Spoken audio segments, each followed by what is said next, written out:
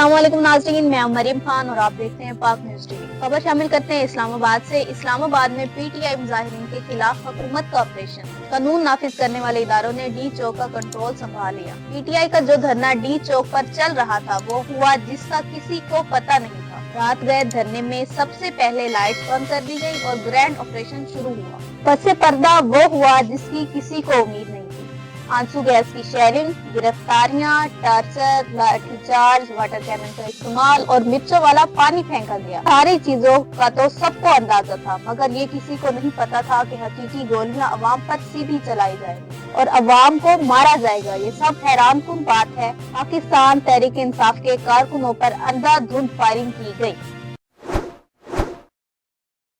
2014 के धरने में डॉक्टर इलामा तैरुल कादरी की पेश गोई सच साबित हुई कि ये लोग पाक आर्मी को भी पंजाब पुलिस बना देंगे। आज ये सच साबित हुआ जैसे 17 जून 2014 को मिन्हाजुल कुरान मॉडल टाउन लाहौर में कार्रवाई की थी, आज वही कुछ कर दिखाया।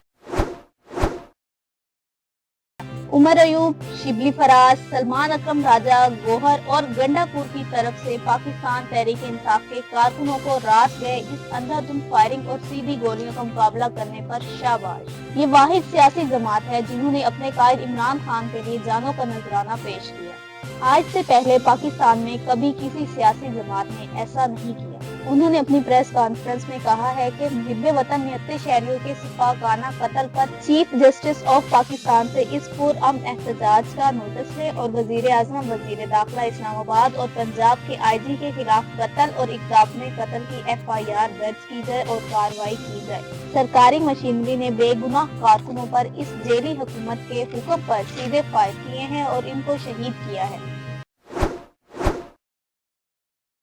तहरीक इंसाफ के मुताबिक दर्जनों हैं, मगर 8 के क्वाइफ इस वक्त मौजूद हैं जो कि अनीस शहजाद दस्ती, मलक मुबीन, औरंगजेब, अब्दुल कादिर, मलक सफ्तर अली, अहमद वली, मोहम्मद इलियास और अब्दुल रशीद शामिल हैं। इसके अलावा जो मनाजिर हैं वो शेयर भी नहीं कर सकते।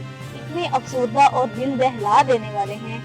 कभी भी नहीं सोचा था कि रियासत ऐसे अपने शहरियों पर गोलियां चलाएगी, मगर तहरीक इंसाफ के कारकुनों ने कहा कि हम अपना हक मांगने आए थे और जमहूरी तरीके से आए थे। तहरीक इंसाफ के लोगों ने कहा है कि हमारी लाशों और जख्मियों को इन्होंने गायब कर दिया है, जो बहुत ही शर्म वाली बात है। सानिया मॉडल टाउन भी इन्होंने किया था, मगर आज इन्होंने डी चौक पर वही मंजर दिखाया।